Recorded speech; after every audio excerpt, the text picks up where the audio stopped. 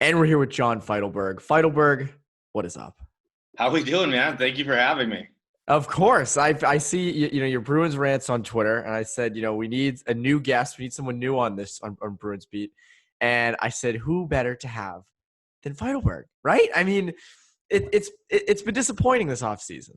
It's there. First of all, there are a lot of better people to have than me, but nobody. You're the best. It's been actually real quick. Can we swear on this? Yes, of course. Yes. Okay. It's been a disaster. It's been.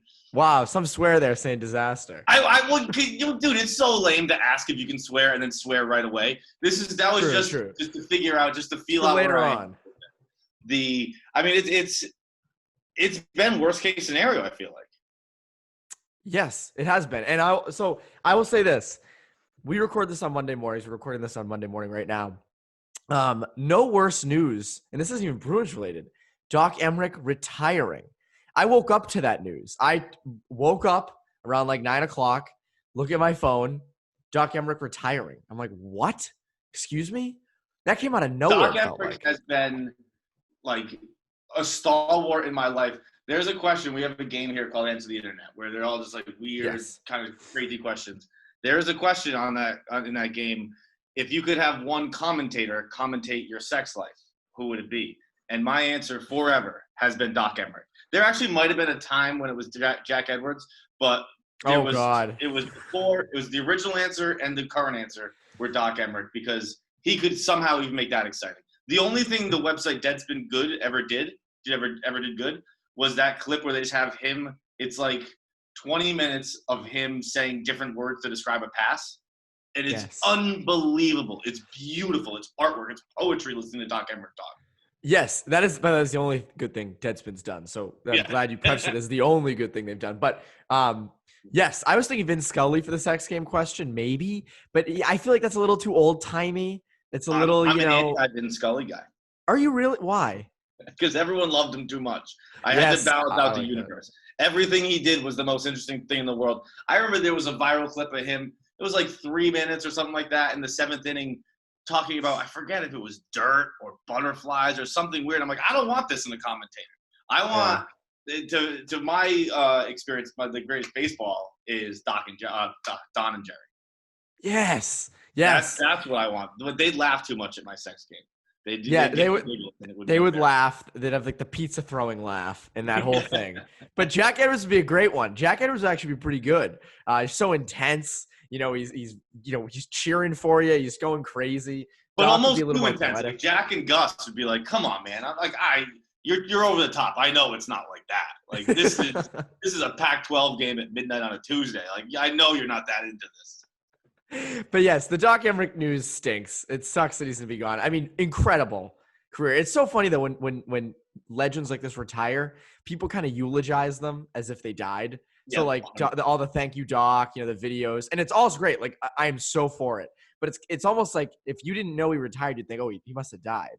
But he just retired. Because of that. That's why I still, every single day I wake up and have to Google is Vince Scully alive? Because I forget every time because he was eulogized so strongly when he retired. I'm like, wait, did he die or did he just quit? Well, it was kind of the same thing when he was so old. And the other thing is like, you have to save it, right? Like you have to have some stuff for when the guy dies. You have to have some content built up. You can't just say everything when he retires. Like when Chara retires, for instance, whenever that is, all us Bruins people or writers, everything, we're going to put out columns about him, all that stuff. And it's like, granted, God willing, he dies, way later. But it's like, you're not saving anything for any of that, especially for these older commentators. But yes, Doc retiring. Tough news. Doc, I think in particular, that's a good one to bring up with the Chara. Doc already gave Chara his eulogy. Right. Now, that was the thing. Like, we all kind of at the time were like sitting there because it was like a 50-50 chance Chara probably wasn't coming back. And then Doc basically stops everything and goes, wait, we need to talk about Zdeno Chara as the line's going along. And you think, wait a second, this guy must know something we don't.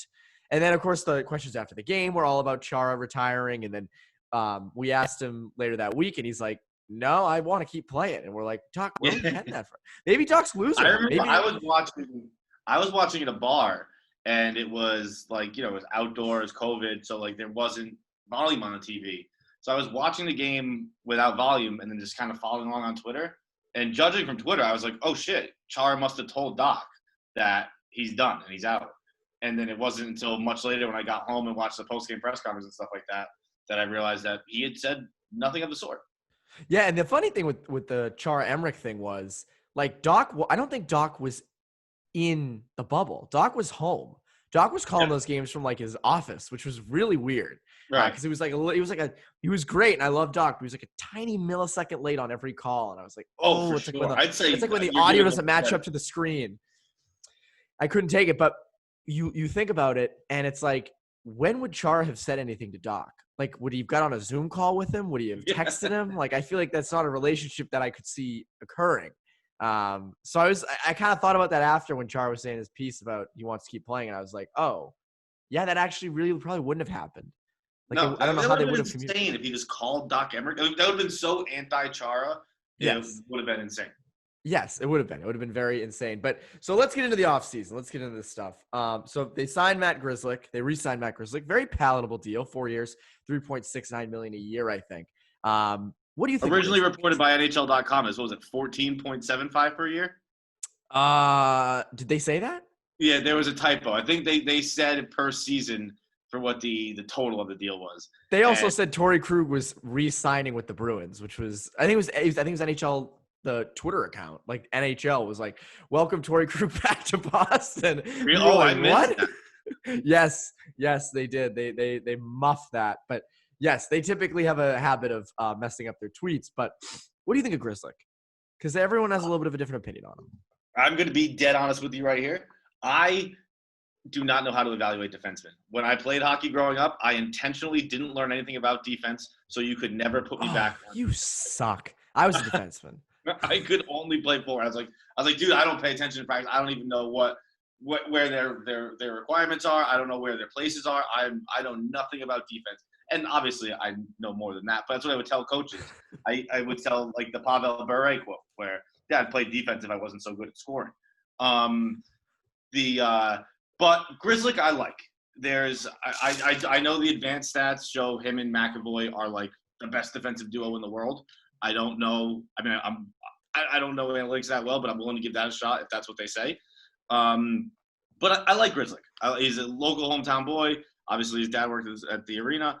I think he's one of the better skaters you'll see back on the blue line. And I think as the dream has been for, I don't know, 2-3 years now, whatever, he's kind of been the power play quarterback in waiting, so to speak.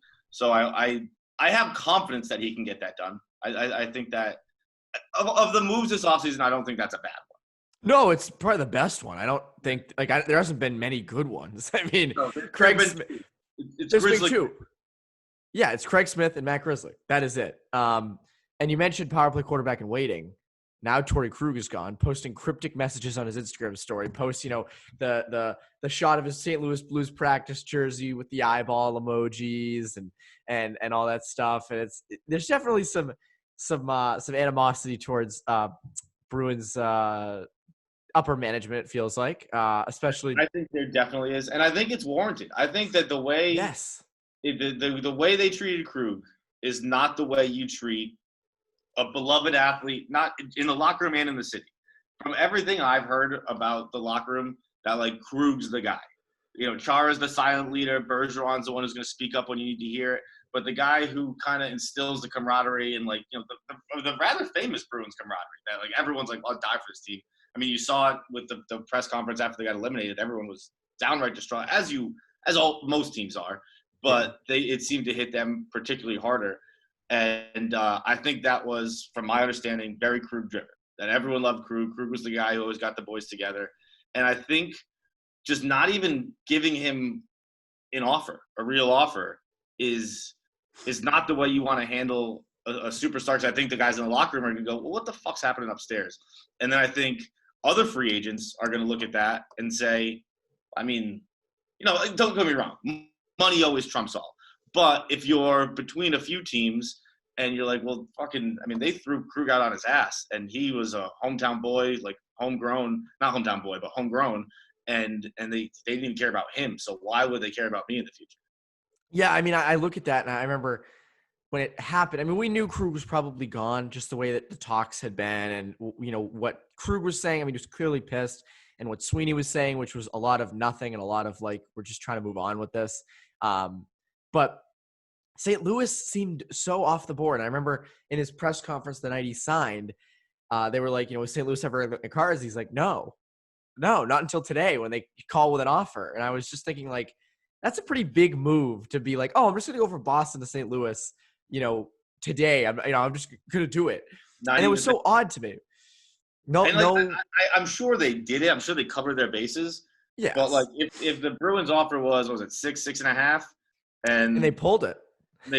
But then like if St. Louis comes in with 6.5, right, something like that. Like, yeah. I guess Boston had no intentions of matching it or giving that offer, but I feel like it's like, look, I'm going to take basically the deal you offered. Offer it again, and I'll fucking stay here. Yes, and I think he wanted to stay in Boston, and he said that a million times. I mean, he wanted to be here. The other funny thing is you mentioned him being the guy in the locker room. It's kind of like he's that middle guy where, like, you have the Charas and the Like, if you're a young player, let's say you're like a Connor Clifton, and you're a young guy, you don't really know what's going on in the locker room. You're kind of a fish out of water in some sort. You go in and you have a question to ask someone, but you want to ask a veteran. Are you going to go to Chara, who's like up here, or Bergeron, who's like Jesus Christ himself? No, you're going to go to the middle guy. I feel like you're going to go to Torrey Krug, who's like sort of in the middle of everyone and sort of like the messenger between each side, because you're sort of that middle group. Charlie Coyle, Torrey Krug. He's not a demigod, He's exactly. He's like an Edelman type. You're like, you've been here through thick and thin. You're a warrior. We can tell that, but you're also not unapproachable because of your greatness. Yes, you're not going to go to like Patriots. You're not going to go to Tom Brady. I mean, that'd be kind of you'd feel weird doing it. It'd be very open to it. He probably would be very nice, but I feel like it would be very if you had a question about something small, not football related. I don't know what it could be, but something. It would be kind of weird to go right to Brady. If like you'd want to go to Edelman, you'd want to go to Krug. Like local Foxborough spots. Like, hey, where should I go get a beer? Yes. You don't ask Tom Brady that. You ask Edelman. Yes, exactly. I don't think Brady would be caught dead in Foxborough. But yes, I do think that Krug was that guy. I think losing him obviously sucks. Should they have re-signed him? Take the money. Should they have re-signed him? Was it smart to sort of move on?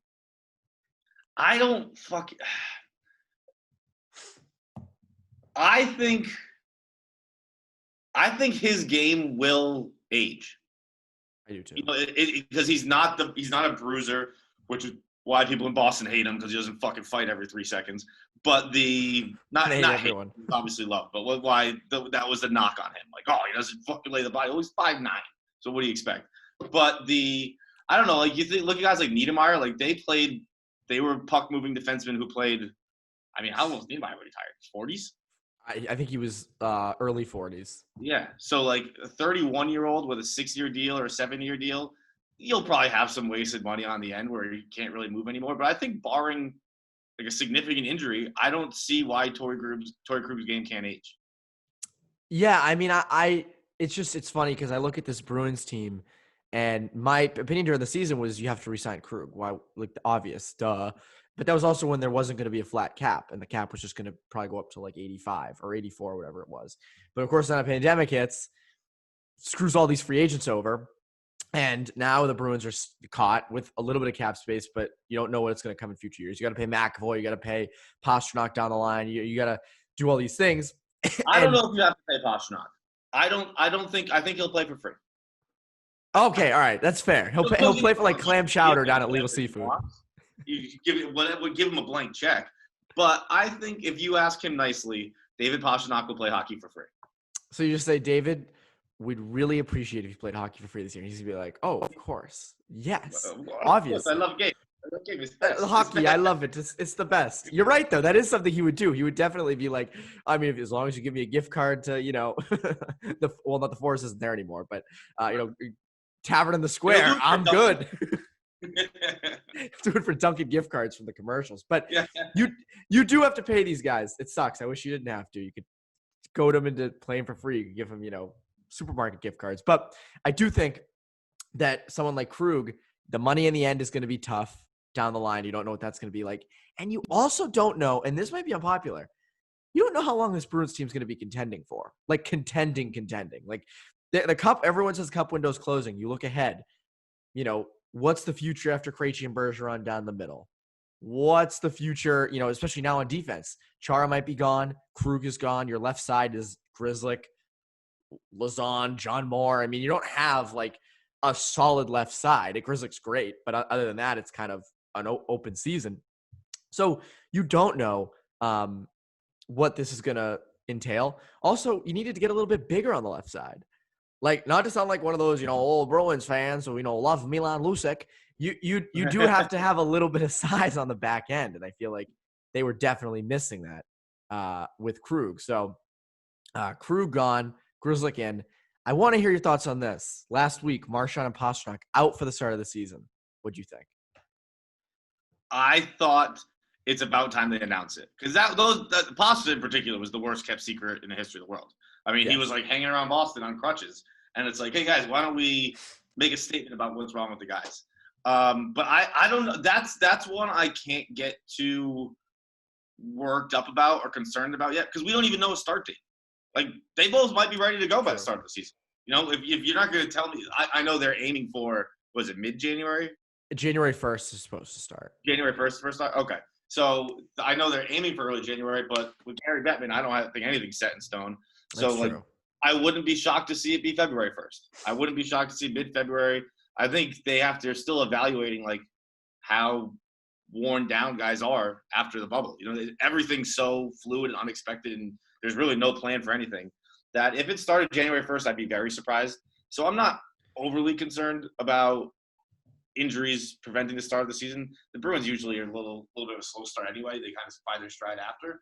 But also with Pastrnak and Marchand, there's no real reason for concern, because it's not like they're going to training camp together and like they got to find chemistry and shit like that. They're fucking plug and play. It doesn't. Yes. They can start whenever they want. The Pastrnak and Marchand, well, not more Pastrnak because he does get injured a little more than often than regular, but he's like when he slips and falls and breaks his thumb. Yeah. Like, he's like a Gronkowski, where it was like when the Pats were good, it was like, just keep Gronk in a vault until January, and then we'll unload it. It's like, just keep Pasta healthy for a playoff run, and I'm fine. If he misses the start of the season, I'm not going to freak out about that. That's a good point. I didn't think of that. You're right. I mean, we always kind of think, oh my God, what's the first line going to be? And then you realize, well, it's going to be like what? Not even more than a month. And if it starts on time. And I think it'll be interesting to see who they plug up on the first line. Stanika, Craig Smith, hopefully not Nick Ritchie.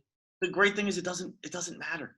You can put in anyone. As long as it's Bergeron and Marchand, that you can put in absolutely anybody. And that's important, because they suck at secondary scoring. They have not been a good secondary scoring team the past few years.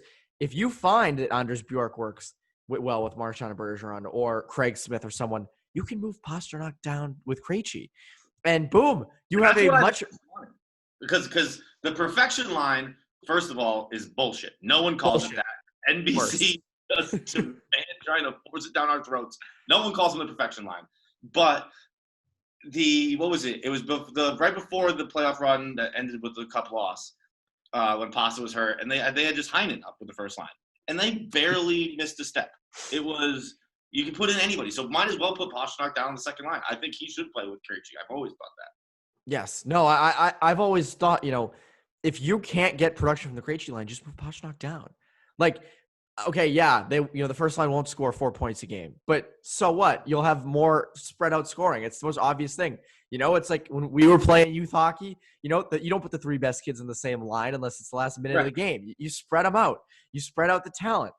So I've said, you mentioned the core earlier, and I think that if this core, which unfortunately all signs point to this happening, if they only win one, I think it'll be, having done no research, the most disappointing core in hockey history.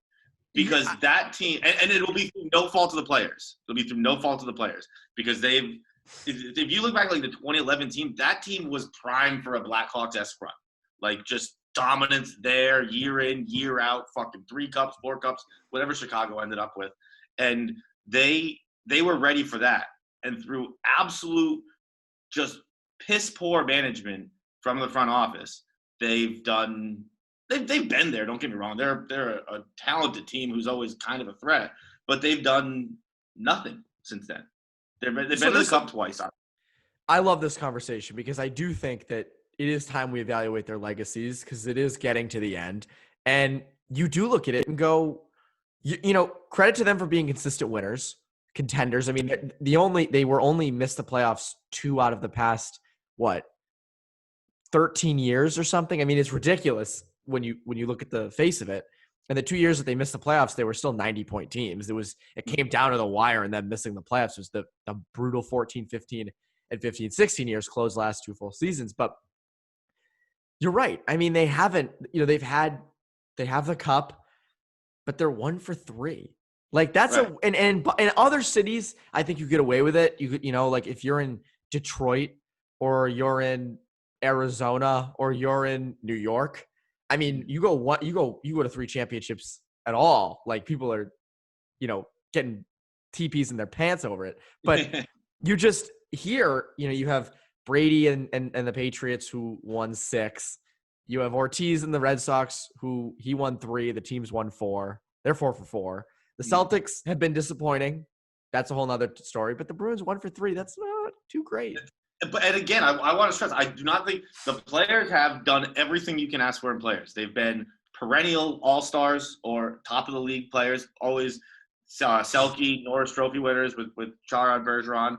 They've taken less money. They haven't, like, sat out. They haven't demanded the bank, which then handcuffed the team in giving deals. They've taken less money. They've played their fucking hearts out. They've been perfect players and citizens in Boston. And front office has let them down completely by not being able to find secondary scoring. Like anybody can just give Patrice Bergeron a contract. Anybody could just fucking give Brad Marchand a contract. But you have to find the fucking diamonds in the rough. You have to find the gems. And they have been incompetent at that. They've been the only time they found a top 6 winger for Krejci, they won the Stanley Cup. The formula is very simple. You have dude. Think about being the front office of the Boston Bruins for the last decade. You never had to think about your best center. You never had to think about your stalwart defenseman. You never had to think about your goalie. The last 5 years or however long, what's been with Pasta, you never had to think about your top scorer. Everything was set. Everything that keeps GMs up at night was there. You went from Zdeno Chara and Dennis Seidenberg to Zdeno Chara and Charlie McAvoy. You're back to defensemen. Don't get me wrong, Seidenberg couldn't even fucking open his hips the last year or 2. But still, you went from just having the greatest blue line, a great blue line, a great first line, and one of the best goalies in the league, be it Thomas or Tuukka.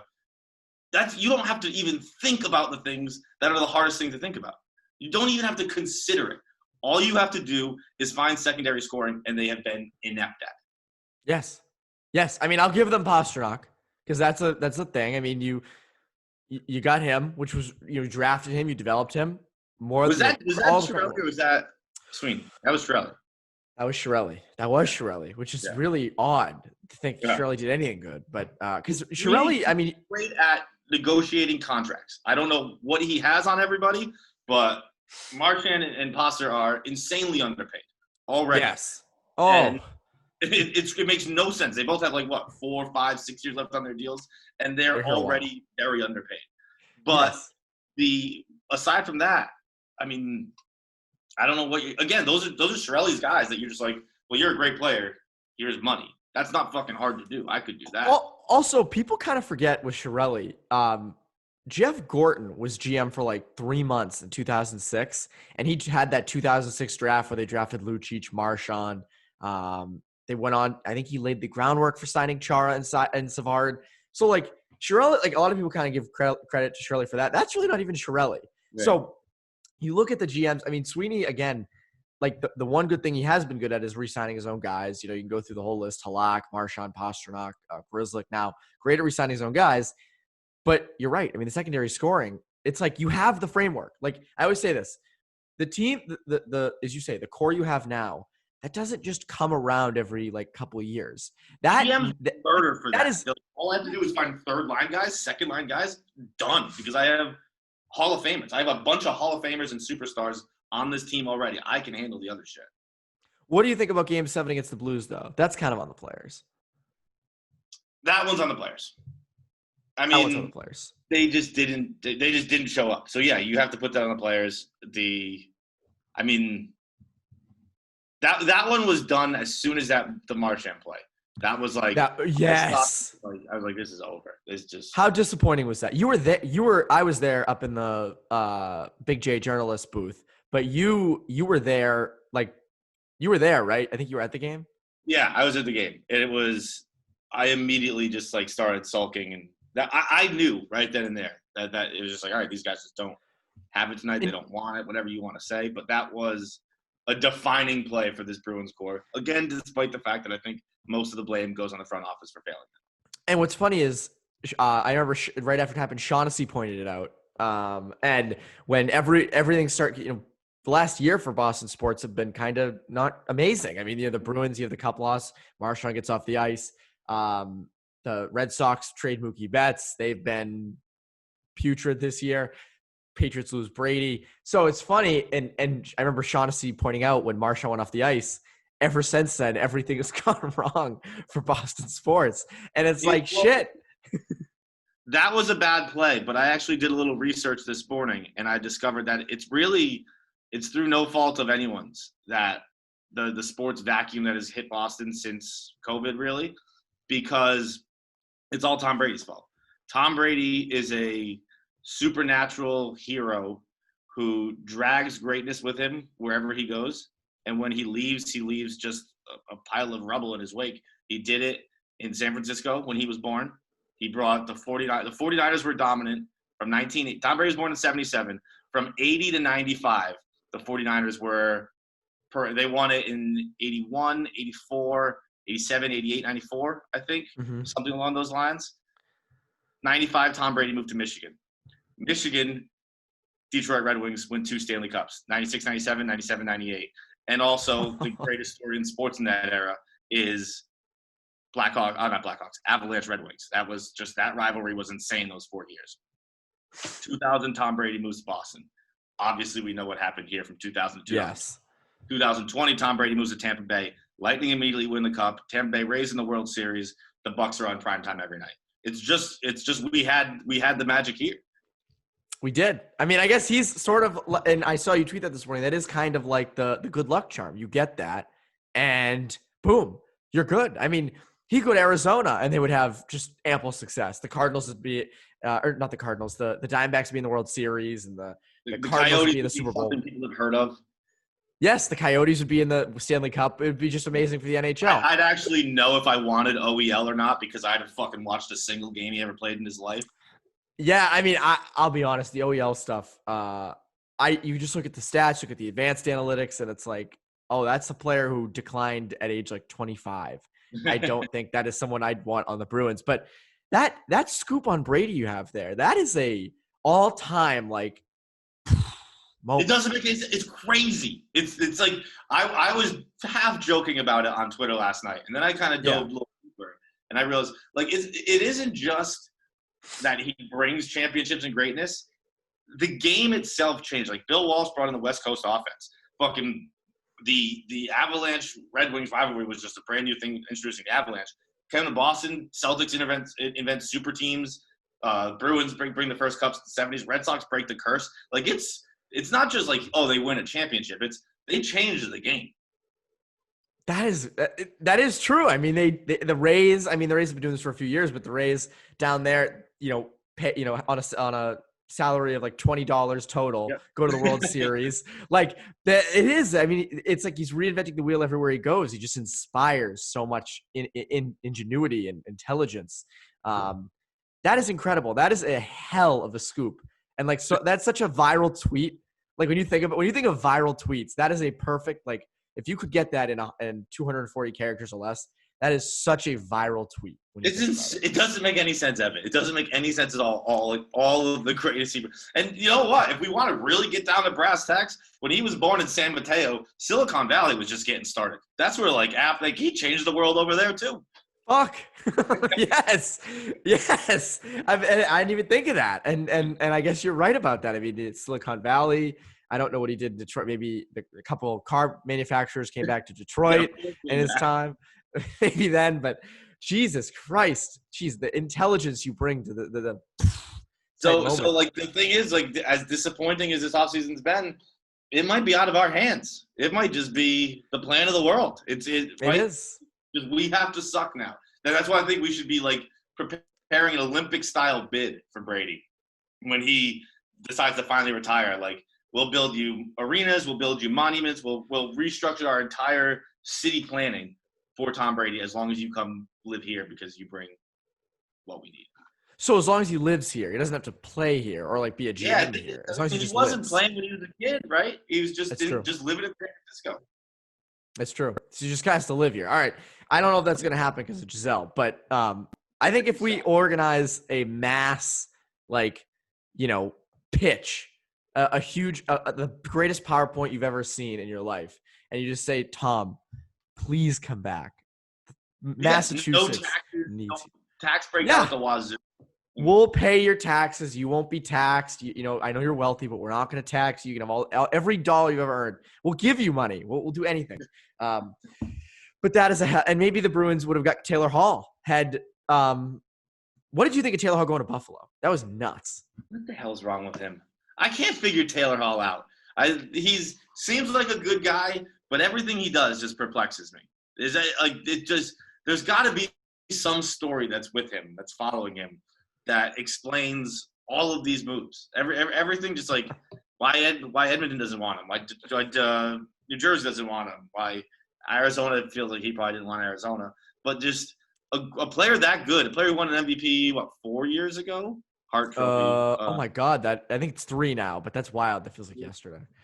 Yeah, I know, it's great. It was 2000. I think it was 16-17 with the Devils, but like, you shouldn't be bouncing around that much. Even the 1-year deal.